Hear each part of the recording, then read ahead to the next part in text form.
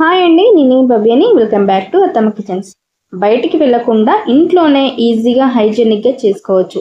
ఈ రోజు మనం చేయబోయేది మన అందరి ఫేవరెట్ పానీపూరి. తక్కువ టైంలో సింపుల్ స్టెప్స్తో స్ట్రీట్ స్టైల్ రుచిని ఇంట్లోనే ట్రై చేసుకోవచ్చు. మీరు కూడా ఒకసారి ట్రై చేస్తే తప్పకుండా ఇష్టపడతారు. ముందుగా నా ఛానల్ని ఎవరైతే సబ్స్క్రైబ్ చేయని వారు ఉంటే ఖచ్చితంగా నా ఛానల్ని సబ్స్క్రైబ్ చేసుకోండి. ఈ వీడియోని ఎక్కడ స్కిప్ చేయకుండా లాస్ట్ వరకు చూసేయండి. ముందుగా తెల్ల బఠానీని నానబెట్టుకున్నానండి. ఒక 4 గంటల పాటు నానబెట్టుకున్నాను. ఇదే కప్పుతోటి 1 కప్పు వరకు నానబెట్టుకున్నాను అనమాట. బఠానీలో ఒకసారి కడిగేసి ఇప్పుడు కుక్కర్లో వేయండి. అప్పటికప్పుడు కుక్కర్లో బఠానీలు వేసుకుంటే అస్సలు ఉడకదండి. అదే 2 గంటల పాటు నానబెట్టుకున్నా ఈజీగా ఉడుకుతుంది అనమాట. మనకు టైం కూడా చాలా ఈజీగా సేవ్ అవుతుంది. 1/2 కిలో వరకు ఆలుగడ్డలను వేసుకోవాలి. పొట్టు తీసి కూడా వేసుకోవచ్చు, లేదా చిన్న ముక్కలుగా కట్ చేసి కూడా వేసుకోవచ్చు. నేను ఇలా డైరెక్ట్గా వేసుకున్నానండి. మనకి ఉడికిన తర్వాత పొట్టు అనేది ఈజీగా రావడానికి ఇలా డైరెక్ట్గా వేసుకున్నాను. తర్వాత 2 గ్లాసుల వరకు నీళ్ళని యాడ్ చేయండి. ఇప్పుడు కొద్దిగంత సాల్ట్ని వేసి చేతితో చూసి మునిగేంత వరకు నీళ్లు ఉండేలా చూడండి. సరైన లెవెల్లో ఉంటే బఠానీ ఆలుగడ్డ ఈజీగా ఉడుకుతుంది. ఇది స్టవ్ మీద పెట్టుకుని 2 విజిల్స్ వచ్చేంత వరకు ఉడకనిచ్చుకోవాలి. ఇది ఉడికేలోపు ఇప్పుడు మనం పానీని ప్రిపేర్ చేసుకుందాము. ఇప్పుడు ఒక జార్ తీసుకొని దీంట్లో కొత్తిమీర అలాగే పుదీనాని ఇలా కట్ చేసుకొని శుభ్రం కడిగేసి కట్ చేసుకొని వేసుకోండి. దీంట్లో 1 టేబుల్ స్పూన్ వరకు ఇలా మిరియాలని దంచి వేసుకోండి, లేదంటే డైరెక్ట్గా కూడా వేసుకోవచ్చు. మిరియాలు లేదనుకుంటే దీంట్లో దాల్చిన చెక్క కూడా వేసుకోవచ్చు. 2 వరకు పచ్చిమిర్చిని వేసుకోండి, అంటే కారం తగ్గట్టుగా వేసుకోండి.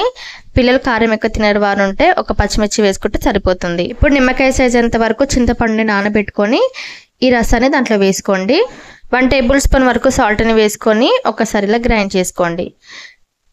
మొత్తం ఇలా గ్రైండ్ అయిన తర్వాత ఇప్పుడు ఒక గిన్నె తీసుకొని స్ట్రైనర్లో వడబోయండి. 2 గ్లాసుల వరకు వాటర్ని యాడ్ చేసుకోండి. మీకు స్పైసీగా ఇష్టపడితే కారం కూడా వేసుకోవచ్చు. చాట్ మసాలా ఉంటే వేసుకోండి, లేదనుకుంటే నిమ్మరసం కూడా వేసుకోవచ్చు. చాలా రుచిగా ఉంటుంది. పులుపుని స్పైసీని ఒకసారి చెక్ చేసుకొని పక్క పెట్టి ముందుగా ఉడికించుకున్న బఠానీ ఆలుగడ్డ తీసుకొని ప్లేట్లోకి వేసుకొని బఠానీని స్మాష్ చేసుకోవాలి. ఆలుగడ్డను కూడా స్మాష్ చేసుకోవాలి. ఇప్పుడు స్టవ్ మీద కడాయి పెట్టుకొని దాంట్లో స్మాష్ చేసుకున్న ఈ బఠానీ ఆలుగడ్డని వేసుకోండి.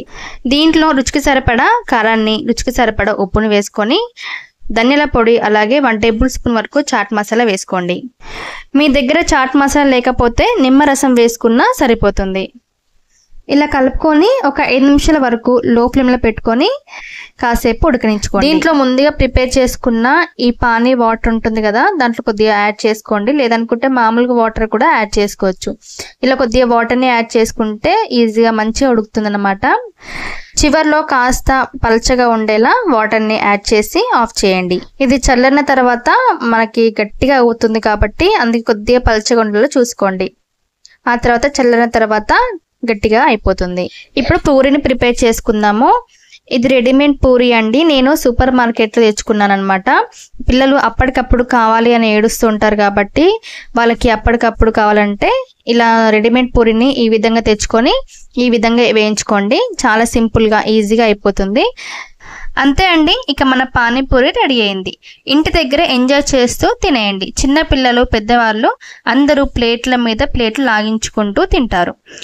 మీరు కూడా ఖచ్చితంగా ట్రై చేయండి. ఎలా వచ్చిందో కామెంట్లో తెలపండి. ఈ వీడియో నచ్చితే లైక్ చేయండి. ఇక సబ్స్క్రైబ్ చేయడం మాత్రం మర్చిపోకండి. ప్లీజ్ సపోర్ట్ చేయండి ఫ్రెండ్స్. అలాగే మా ఛానల్ని సబ్స్క్రైబ్ చేయండి. Thank you for watching.